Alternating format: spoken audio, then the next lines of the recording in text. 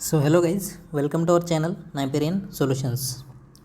तर आज आपण डिस्कस करणार आहोत केमिस्ट्री ऑफ स्टिरॉइड्स, जे की MPSC ड्रग इन्स्पेक्टरसाठी प्रिपरेशन करत आहेत. त्यांच्यासाठी हा टॉपिक खूप इम्पॉर्टंट आहे. That is your chemistry of steroids. ठीक आहे. असंच आपण प्रत्येक टॉपिक किंवा जे सिलेबस तुम्ही बघितलंच असेल, तर त्याच्यानुसार आपण प्रत्येक टॉपिक कव्हर करण्याचा प्रयत्न करणार आहोत. ठीक आहे. तर आज आपण घेत आहोत केमिस्ट्री ऑफ स्टिरॉइड्स. ठीक आहे. तर आपण चालू करूया. So what are the steroids? So that is the basic nucleus of steroid. So that is cyclopentano perhydrophenanthrene, right.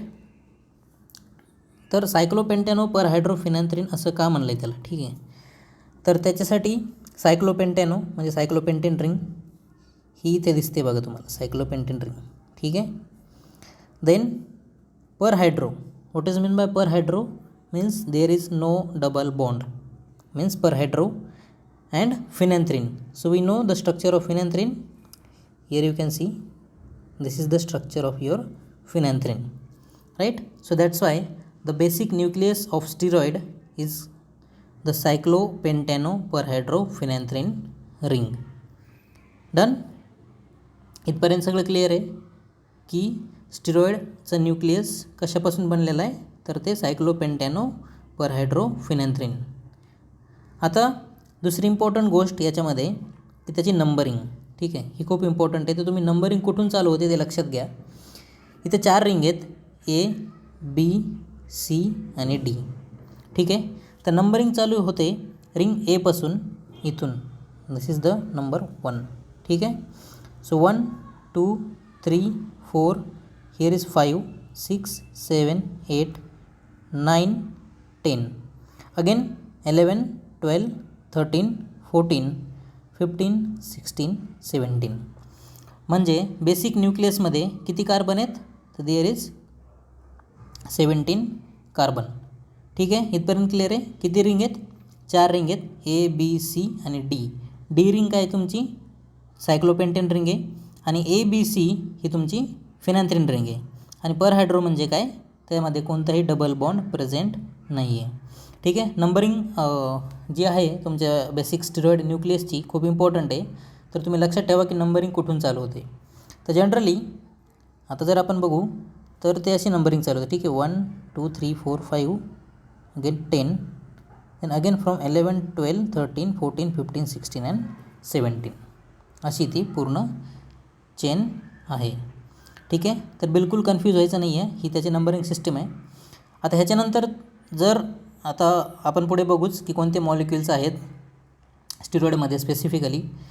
तर त्याच्यामध्ये 18, 19 असे जे नंबरिंग सिस्टीम आहे. ठीक आहे. तर ती कुठे असणार? तर ती असणार, हे बघा इथे जे आहे ना 13 नंबरला जर तुम्ही अटॅच केलं तर तिथे असणार तुमचा 18 नंबर. आणि इथे एक 10 नंबरचे इथे असणार तुमचा 19 number. Means 18 and 19 are here. After 19 every single carbon is attaching at the C17, right? Clear? हे बेसिक स्ट्रक्चर आहे स्टिरॉइडचं.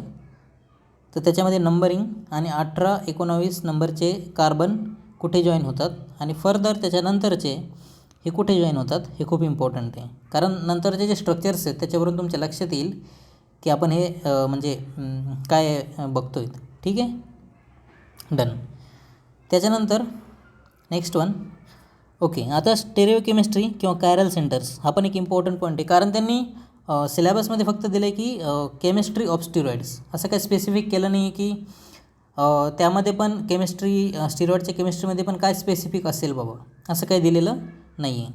तर त्यांनी दिलं आहे केमिस्ट्री ऑफ स्टिरॉइड्स. म्हणून आपण जेवढे पण मॅक्सिमम जे की प्रिवियस इयरच्या क्वेश्चनच्या बेसिसनुसार किंवा जे पण इम्पॉर्टंट आहेत chemistry point of view steroid, तर ते आपण सगळे पॉईंट आपण कवर करूया. ठीक आहे. So there are 6 asymmetric carbon atom in the steroid nucleus. ठीक आहे. 6. आता ते नंबरिंग कोणते कोणते आहेत तर ते बघा. आता हे 5, त्याच्यानंतर 8, 9, 10, त्याच्यानंतर 13 आणि 14. हे 6 कायरल सेंटर्स आहेत स्टिरॉइड न्यूक्लियसमध्ये. ठीक आहे. इथे कोणतेही सबस्टिट्यूशन लागलेलं नाही आहे किंवा मी कोणत्याही स्पेसिफिक मॉलिक्यूलबद्दल बोलत नाही आहे. हे मी जनरल स्टिरॉइड न्यूक्लियसचं सांगतो आहे की त्याच्यामध्ये 6 कायरल सेंटर्स प्रेझेंट आहेत, म्हणून त्याच्यामध्ये किती आयसोमर पॉसिबल आहेत? त्याच्यामध्ये 64 आयसोमर पॉसिबल आहेत. कारण आपण कॅल्क्युलेट करायचा फॉर्म्युलाच आहे, बरोबर. आपण कसं कॅल्क्युलेट करतो isomers? 2n and here n is equal to 6, बरोबर. म्हणून 64 optically active isomers are possible in the basic steroid nucleus. What about the further molecules like estrogen, progesterone, testosterone and cortisone and cholesterol, right? So specifically in your estrogen there are 5 chiral centers, progesterone, testosterone and cortisone there are 6 chiral centers, and in cholesterol there is a 8 chiral centers, because you know the cholesterol is from the cholesterol series, right? आणि त्याच्यात इथं C17 पोझिशनला substitution लागलेले आहेत. आपण बघणार आहे त्याचं स्ट्रक्चर, म्हणजे तुमच्या लक्षात येईल की त्याच्यामध्ये कायरल सेंटर्स का जास्त आहेत. ठीक आहे, तर तुम्हाला नंबर लक्षात ठेवायचे आहेत की कोणत्या पोझिशनला कायरल सेंटर्स आहेत बेसिक स्टिरॉइड न्यूक्लियसमध्ये, जे की 5, 8, 9, 10, 13 आणि 14 हे 6 कायरल सेंटर्स आहेत न्यूक्लियसमध्ये.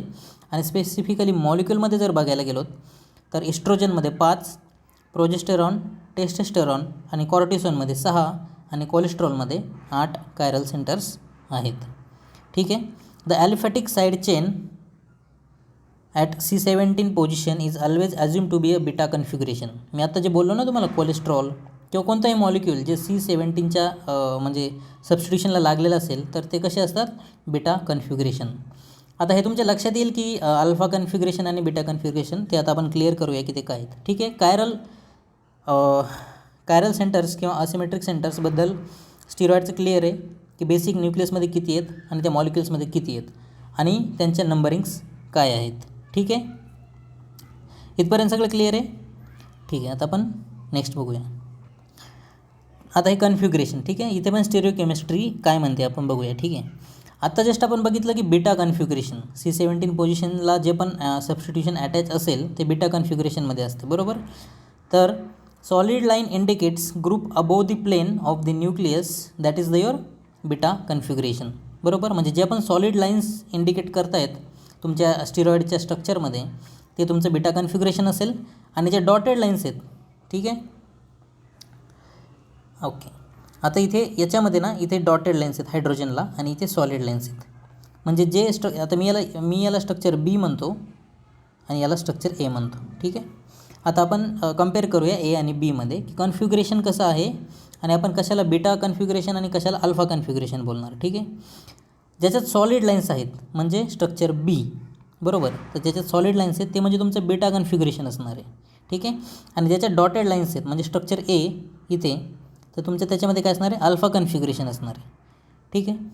खूप सिम्पल थिंग आहे पण खूप इम्पॉर्टंट आहे, कारण ह्याच्यावर म्हणजे डिसाईड होणार आहे की तुमच्या जे रिंगची स्टिरिओकेमिस्ट्री आहे सिस किंवा ट्रान्स, बरोबर. तर त्याच्यामुळे हा पॉईंट खूप इम्पॉर्टंट आहे. जिथे डॉटेड लाईन्स आहेत तिथे तुम्हाला लक्षात ठेवायचं आहे की ते अल्फा कन्फिग्युरेशन आहे, डन. आणि जिथे सॉलिड लाईन्स आहेत ते बीटा कन्फिग्युरेशन आहे, बरोबर. तर जिथे पण तुमचं अल्फा कन्फिग्युरेशन असेल, जसं की 5व्या पोझिशनला, ही 5th पोझिशन खूप इम्पॉर्टंट आहे, राईट. नंबरिंग तर तुम्ही बघितलेलीच आहे, बरोबर. 1, 2, 3, 4 आणि 5 म्हणजे हा हायड्रोजन 5th पोझिशनला आहे.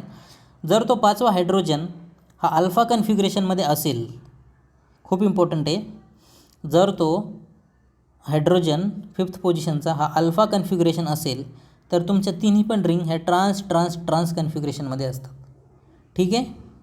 Very very important. जर तुमचा 5th नंबरचा हायड्रोजन हा अल्फा कन्फिग्युरेशनचा असेल म्हणजे, राईट, तो कुठे असेल? बिलो द प्लेन असेल, तर तुमच्या तिन्ही पण रिंग चारही पण रिंग हे कसे असणार आहेत? ट्रान्स कन्फिग्युरेशनच्या असणार आहेत, बरोबर. सिमिलरली जर ते सॉलिड लाईन्स असतील कुठे?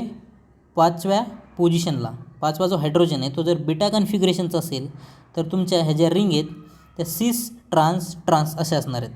म्हणजे स्पेसिफिकली आता आपण ए आणि बी रिंगचं बघूया. ठीक आहे, कारण बाकी पुढच्या बी सी आणि सी डी, ठीक आहे, बी सी आणि हे सी डी ह्या तर तुमच्या ट्रान्सच आहेत दोन्हीमध्ये पण. ठीक आहे, क्लिअर.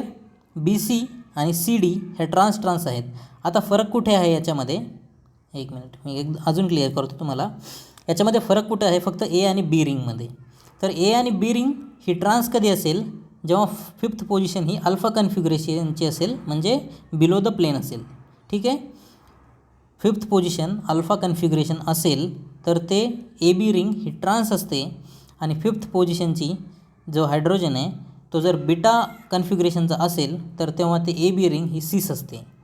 ठीक आहे, आता मी आत्ता जस्ट तुम्हाला सांगितलं की पुढच्या रिंग ह्या दोन्ही पण ट्रान्स आहेत. ठीक आहे, पण जर अल्फा कन्फिगरेशनचं असेल फिफ्थ पोझिशन तर ते ट्रान्स, आणि जर बीटा पोझिशन असेल तर सिस. तर ही गोष्ट खूप इम्पॉर्टंट आहे. ठीक आहे, तुम्ही लक्षात ठेवा. Next one, the symbol delta, right, means which indicates the double bond present in your steroid. जर तुम्ही नॉमेनक्लेचरचं जर बघितलं स्टिरॉइडचं, जर डबल बॉन्ड प्रेझेंट असेल तर ते कशाने इंडिकेट करतात, डेल्टा या सिम्बलने इंडिकेट करतात. ठीक आहे, हे क्लिअर आहे सगळं. ही स्टेरिओकेमिस्ट्री खूप इम्पॉर्टंट आहे.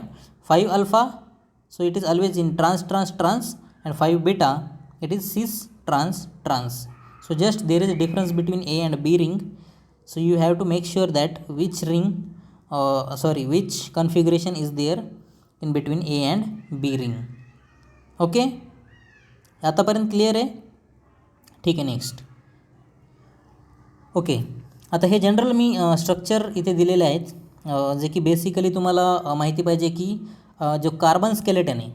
ठीक आहे, आता जो C17 तुम्हाला दिसतो आहे फर्स्टवाला, ठीक आहे, मी इथे सांगतो हा वाला, डन.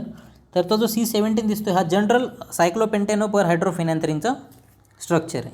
ओके, म्हणजे बेसिक स्टिरॉइड न्यूक्लियस आहे, त्याला आपण गोनेन असं बोलतो. ठीक आहे, म्हणजे C17 मीन्स गोनेन. देन C18 हे पण मी डिस्कस केलं होतं की 18 नंबरची पोझिशन कुठे लागणार, इथे, बरोबर. अजून एकदा सांगतो मी तुम्हाला, ही वाली जी आहे ना, ही वाली ती 18 नंबरची पोझिशन आहे. त्याच्यानंतर 19 नंबर इकडे लागणार, बरोबर. म्हणजे इस्ट्रेन हा मॉलिक्यूल C18 कॅटेगरीचा आहे, म्हणजे त्याच्यात 18 कार्बन प्रेझेंट असणार आहेत. तर इस्ट्रेन म्हणजे काय, तुमचे एस्ट्रोजन. मग ते एस्ट्रोजन सगळेच आले, इस्ट्राडायोल, इस्ट्राटायोल, देन इस्ट्रेन. ठीक आहे, हे सगळे मॉलिक्यूल म्हणजे तुमचे इस्ट्रेन कॅटेगरीचे आहेत, जे की C18 आहेत. त्याच्यानंतर अँड्रोस्टेन म्हणजे C19, म्हणजे जसं की एक्झाम्पल आहे तुमचं टेस्टोस्टेरॉन, बरोबर, ते अँड्रोस्टेन कॅटेगरीमध्ये येतं. तर त्याच्यामध्ये किती कार्बन प्रेझेंट आहेत, 19 कार्बन प्रेझेंट आहेत. त्याच्यानंतर प्रेग्नेन C21 इथे. ठीक आहे, C21, 18 आणि 19 नंबर इकडे लागलेले आहेत. नंतर हा 20 आणि हा 21. ठीक आहे, means 21 carbons are present in the pregnant molecule and example is your progesterone. Right, हे खूप इम्पॉर्टंट आहे, माहिती आहे का. इस्ट्रेनमध्ये इस्ट्रोजन C18, अँड्रोस्टेनमध्ये तुमचा टेस्टोस्टेरॉन C19, C21मध्ये तुमचा प्रोजेस्टेरॉन. ओके, आणि नंबरिंग पण कुठे कुठे दिलेले आहे ते पण खूप इम्पॉर्टंट आहे. त्याच्यानंतर कोलेन आणि नंतर कोलेस्टेन. तर हा जो कोलेस्टेन मॉलिक्यूल आहे हा सिमिलरली तुमच्या कोलेस्ट्रॉल मॉलिक्यूलचा बेसिक आहे. ठीक आहे, म्हणजे त्याच्यात C27 आहेत. ठीक आहे, इथे बघायला भेटेल तुम्हाला C27. ठीक आहे, ओके. इस्ट्रोजन, आता आपण जस्ट बघितलं की इस्ट्रोजनमध्ये कसं स्ट्रक्चर आहे, आणि C18चा आहे तो, बरोबर. किती, 18 कार्बन प्रेझेंट असणार आहेत तुमच्या इस्ट्रोजनमध्ये. तर आता C17पर्यंत तर तुम्हाला माहिती आहे, 18वा कार्बन कोणता आहे, हा वाला. ठीक आहे, इथे मी थोडंसं त्याला हायलाईट करतो. लक्षात आलं तुमच्या, हा 18वा कार्बन आहे, म्हणजे हा तुमच्या इस्ट्रोजनचं स्ट्रक्चर आहे, स्पेसिफिकली इस्ट्राडायोलचं, बरोबर. डाय OL मीन्स काय, 2 OH groups are present at what position.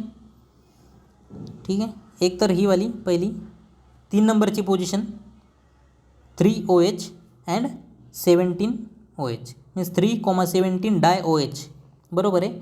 आणि आणखी एक आयडेंटिफिकेशनची खूप इम्पॉर्टंट गोष्ट आहे इस्ट्रोजनमध्ये, की पहिली रिंग जी आहे, रिंग A, ही वाली. ठीक आहे, ring A is always aromatic in nature. ठीक आहे, आता जेव्हा तुम्ही सिंथेसिस वगैरे बघणार मेडिसिनल केमिस्ट्रीमध्ये, तेव्हा तुमच्या लक्षात येईल की there is a enzyme aromatase, right. So that's why that converted into the aromatic ring. Okay, so the first ring is in aromatic in nature, so that is very very important. आणि लक्षात ठेवायला easy आहे की जी पहिली ring असणार आहे ती aromatic ring असणार आहे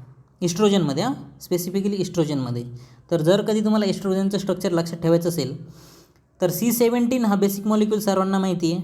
फक्त तुम्हाला काय करायचं आहे, एक C18 मॉलिक्यूल तिकडे जोडायचं आहे, CH3 एक सिंगल, आणि पहिली रिंग ही ॲरोमॅटिक आणि 2 OH कुठे कुठे, तिसऱ्या पोझिशनला आणि 17th पोझिशनला. ठीक आहे, एवढं सिम्पल स्ट्रक्चर आहे इस्ट्रोजन्स. Done.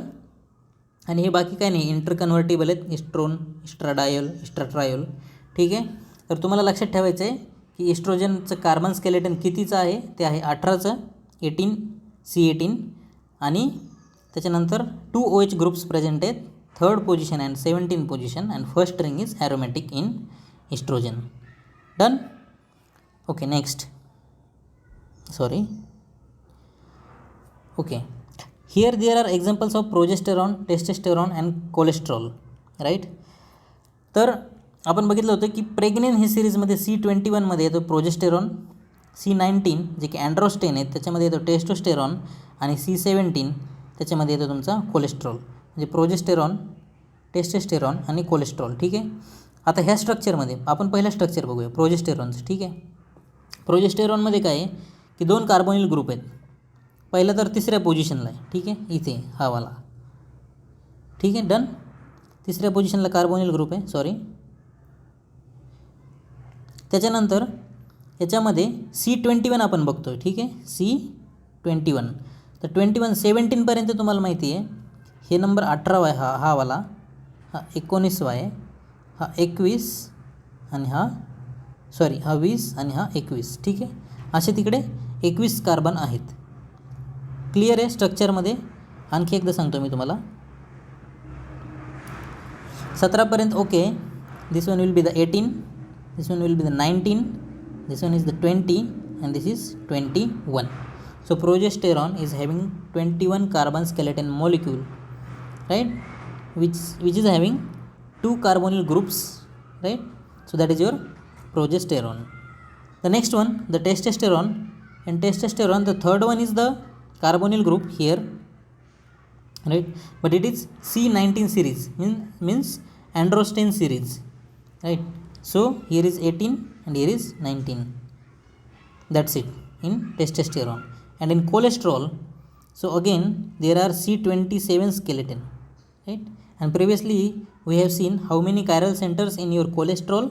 So there are 8 chiral centers in your cholesterol. So that is somewhat complex molecule, that is the cholesterol.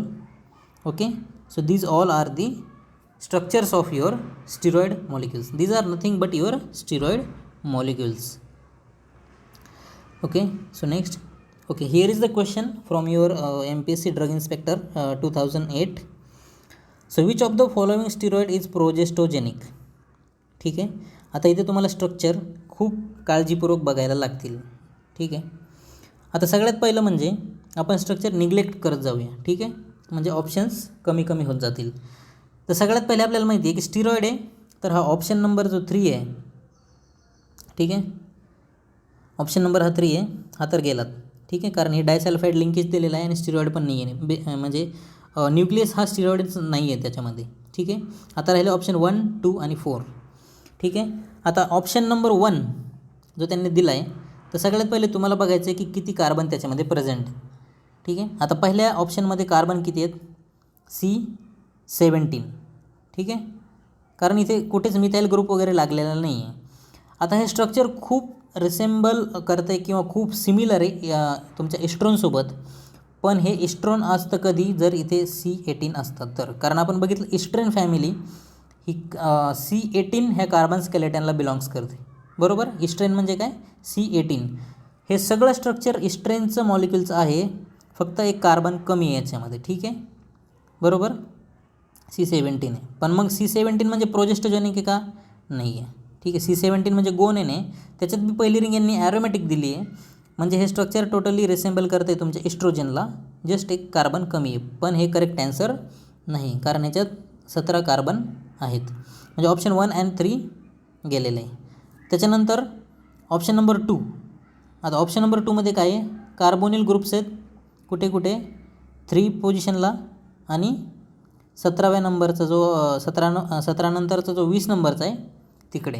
ठीक आहे, म्हणजे 3ला आणि 20ला जर कार्बोनिल ग्रुप प्रेझेंट आहे तर हे प्रोजेस्टेरॉनचं स्ट्रक्चर पॉसिबिलिटी की असू शकते.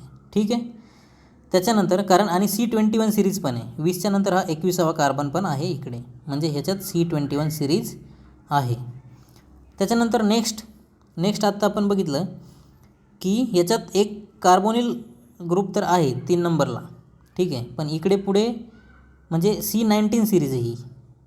ठीक आहे. म्हणजे हे वाला स्ट्रक्चर जे डी स्ट्रक्चर आहे किंवा 4 नंबरचं जे स्ट्रक्चर आहे ते तुमचं अँड्रोस्टेनमधलं आहे. ठीक आहे. म्हणजे टेस्टोस्टेरॉनचं स्ट्रक्चर आहे. ठीक आहे. क्लिअर आहे स्ट्रक्चर. आता मी परत एकदा हे एक्सप्लेन करतो. जे पहिलं स्ट्रक्चर आहे ते 17 कार्बनचं आहे. जे दुसरं स्ट्रक्चर आहे ते 21 कार्बनचं आहे. तिसरं स्ट्रक्चर तर निग्लेक्ट केलं तरी काही प्रॉब्लेम नाही. आणि चौथं स्ट्रक्चर जे आहे ते 19 कार्बनचं आहे. ठीक आहे. आता सिम्पली कार्बन स्केलेटनवरून सुद्धा तुम्ही सांगू शकता की प्रोजेस्टेरॉन सिरीजमधला मॉलिक्यूल ह्याच्यातला कोणता आहे. ठीक आहे. तर काय करेक्ट आन्सर असणार इकडं, प्रोजेस्टेरॉन म्हणजे प्रेग्नेंट सिरीजचं कार्बन स्केलेटन किती असलं पाहिजे, ते 21 कार्बन्स, म्हणजे option number 2 is your correct answer. ठीक आहे. खूप म्हणजे छोटासा टॉपिक आहे, पण तुम्ही जर काळजीपूर्वक केलं ना तर 1 ते 2 क्वेश्चन डेफिनेटली तुम्हाला एक्झाममध्ये बघायला भेटतील याच्यावरती. ठीक आहे. आणि हे आपल्या हातातले मार्क्स आहेत, हे जायला नकोत. ठीक आहे. नेक्स्ट सिमिलरली 2008मध्येच हा एक आणखी क्वेश्चन विचारला होता, which of the following will have estrogenic activity. So the first one, आपण आता एक स्ट्रक्चर बघूया. ठीक आहे.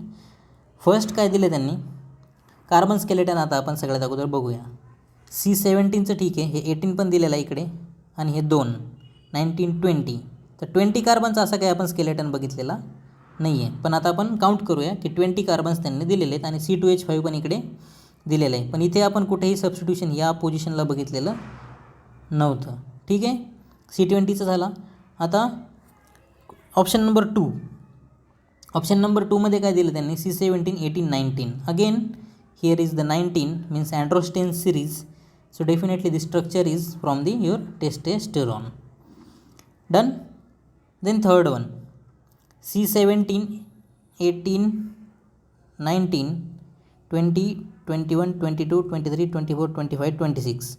So it is somewhat similar to your cholesterol, right? Not a estrogenic activity. So that is also not your answer.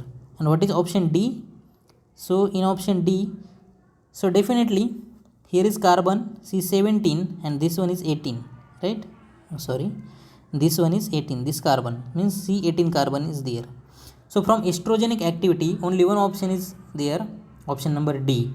And one more important point regarding the estrogen, that is your first ring, and that is the aromatic in nature. Done.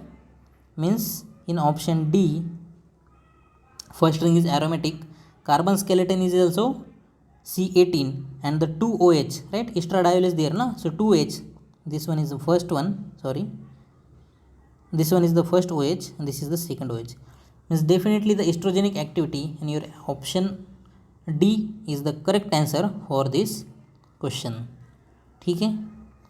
तर आपण हा छोटासा topic इथे cover केलेला आहे, chemistry of steroids. पण याच्यातला प्रत्येक पॉईंट खूप इम्पॉर्टंट आहे. ठीक आहे. Each and every point, like काय your chiral centres, your stereochemistry, your structures, that carbon skeleton of your specific structures like guanine, histidine, pregnane, then your androstane, then your choline and cholestyne. So you have to remember all these structures and with the numbering of that structures. So definitely in the next lecture we will cover some another topic, right? तर आपण असंच एक topic cover करत जाणार आहोत. जर तुम्हाला ह्याच्याबद्दल काहीही डाऊट असेल तर तुम्ही डेफिनेटली मला कमेंटमध्ये सांगा, किंवा नेक्स्ट जो टॉपिक असणार आहे, आता आपण ही सिरीज अशीच चालू ठेवणार आहोत MPSC ड्रग इन्स्पेक्टरसाठी. तर सिलेबस वाईज मी हे परत सांगतो आहे की प्लीज सिलेबस वाईज तुम्ही मला सांगा की कोणते टॉपिक्स इम्पॉर्टंट आहेत, किंवा तुम्हाला असं तुम्हाला असं वाटतं आहे की कोणते टॉपिक्स हे घ्यायला पाहिजेत किंवा कवर करायला पाहिजेत. कारण तुम्ही जर जुने क्वेश्चन पेपर बघणार तर त्याच्यामध्ये डेफिनेटली जे मेजर सब्जेक्ट्स आहेत, जसं की फार्माकोलॉजी झालं, तुमचं ज्युरिस्प्रुडन्स झालं, तुमचं मायक्रोबायोलॉजी झालं, इवन पॅथोफिजिओलॉजीचे पण 8 ते 10 क्वेश्चन प्रत्येक पेपरमध्ये तुम्हाला बघायला भेटतील, ठीक आहे. तर त्याच्यासाठी सगळ्यात इम्पॉर्टंट हे की तुम्ही प्रिव्हियस इयरचे क्वेश्चन पेपर ॲनालिसिस करा. त्या ॲनालिसिसमध्ये तुमच्या लक्षात येईल की कोणत्या डेप्थपर्यंत क्वेश्चन विचारले गेलेले आहेत, कोणतं सिलेबस आपल्याला कव्हर करायचं आहे, किंवा त्या सिलेबसमध्ये कोणते इम्पॉर्टंट पॉईंट्स आहेत जे की आपण कव्हर केले पाहिजे, ठीक आहे. ह्या सगळ्या गोष्टीचं ॲनालिसिस तुम्हाला तेव्हाच भेटेल जेव्हा तुम्ही प्रिव्हियस इयरचे क्वेश्चन पेपर बघणार आहात. तर तुम्ही मला कमेंटमध्ये सांगा की सर हे क्वेश्चन्स इम्पॉर्टंट आहेत किंवा हे टॉपिक इम्पॉर्टंट आहेत.